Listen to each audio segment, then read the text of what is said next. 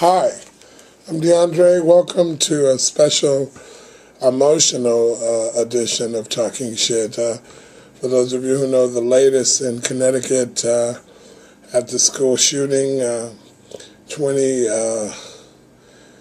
children were killed at an elementary school back east in Connecticut. I have friends in that area, and I just sort of numb, devastated over what has taken place. And President Barack Obama gave us very heartwarming, comforting, and you could see that he was just he was touched by it, what happened over there at that school with those kids. And I don't know what we're going to do about the gun laws. I mean, Connecticut has some of the strictest gun laws in the country, and I think this is more of a psychological question in regards to what are we going to do in this country when it comes to medical attention and treatment for people, in lieu of the anxiety and the frustration, and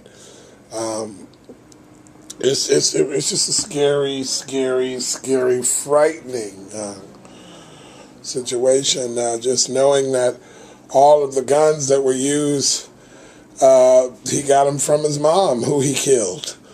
And this guy, apparently they say he had Asperger's or he was on the spectrum.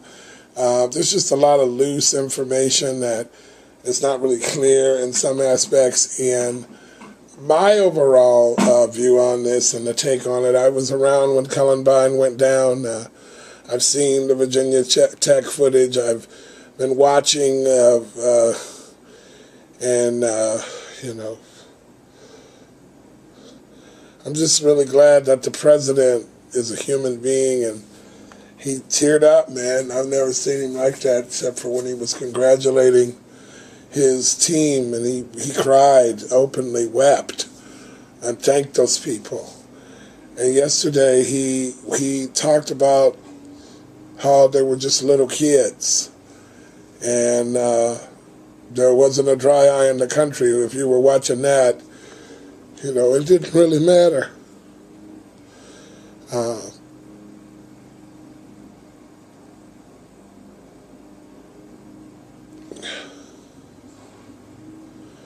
The value of human life, you know. How much does it cost to take care of somebody and make sure they're all right, you know? How much money should we spend? How much money should we borrow to make sure that we don't wind up with this kind of sorrow, you know? The guy was obviously mentally ill, mentally deranged. I'm not even going to say his name, but, you know, they went and arrested his brother. They found his dead mother, and I haven't heard anything about the father who was alive. They were divorced. And I'm just thinking about all the stuff people argue and fuss about, and what does it all mean when somebody can walk into a school and gun down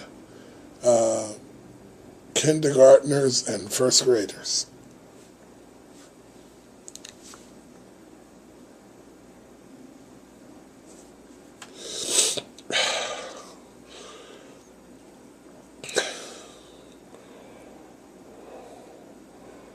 Kindergartners and first graders.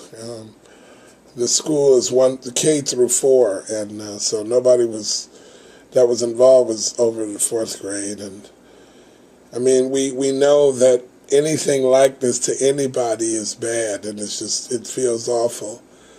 But the little kids, you know, them little kids, those little children, you know, that's just. Whoo, boy, you know, you can't just sit and, like, you know, somebody say, well, they can't watch it, you know. I watched it, I looked at it, you know. I don't have a regular job. My job is this. My job is to talk shit and reach out and get you to reach out. I don't know. If you're watching this, give me a comment. Tell me what you think about the situation. Tell me what you think about gun control. Tell me what you think about the psychological treatment that Americans need. What can we do? What can we do? I mean, I am a bleeding heart liberal, I guess, and Crystal, one of the anchors from the cycle on MSNBC. I usually agree with Tyree, or Trey, or I forgot his name, the black guy on there. But it's like, what else can you do? I mean, every law that is in place to stop a guy like him was in place, and he still got the guns. I don't know if his mom was over there trying to stop him, and he shot her too. But she's dead as a result of her own guns. And I grew up around some violence. I grew up in a housing project. And so I've seen violence, I've seen I've seen people get gunned down and all of that. But I was speechless yesterday. And then when I watched my president deliver that comment, those statements, and the way he reacted and responded,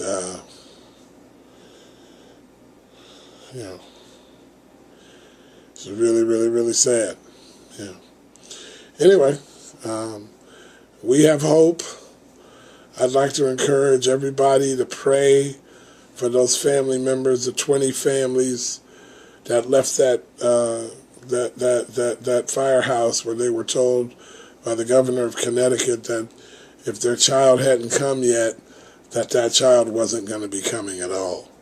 And some reporters from CNN were saying that the look on that governor's face was just like, you could tell that he was stricken, and that this is not a game. We're not talking about politics here. When you want to talk about politics, poly means many, and ticks is a blood-sucking leech. But that's not where we're at on this. We're talking about humanity. We're talking about treating people that are insane. We're talking about making sure that in addition to the gun laws, that there's also more of a net or a safety wall for, people who are mentally ill that should not, have these weapons. And they shouldn't have access to these weapons, and they shouldn't know what these weapons are. I think about all the incidents that have occurred in the last 5 to 7 years with these guns, and it's just like, I noticed some people are just like fascinated with the guns, and they like playing with them, and they like having them, and they go online and they go to the shows and they buy the guns, and I'm not really into it. I just want to once again do a moment of silence and ask everybody to keep those families in mind and the children who witnessed this stuff. I was watching some of the little children that were being interviewed through their parents' permission, and I know some people don't like it, but I'm really glad they did that, because children are so raw, and they're not a Republican or Democrat or anything, and the way some of those young children were explaining the incident and how frightening it was and what they were told to do, and the librarian who put kids in a room and read, where they were reading and coloring and just trying to keep the children preoccupied, while the first responders, people talking a lot of shit about police, but they were running in there, man. They have video footage on the news where those first responders are running through the parking lot, and I wish you would see the energy of those men running to try to, do something for these children.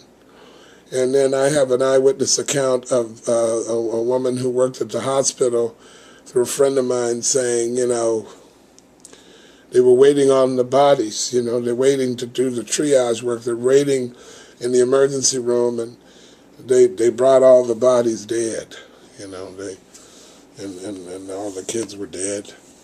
So I've seen better days. Thank you.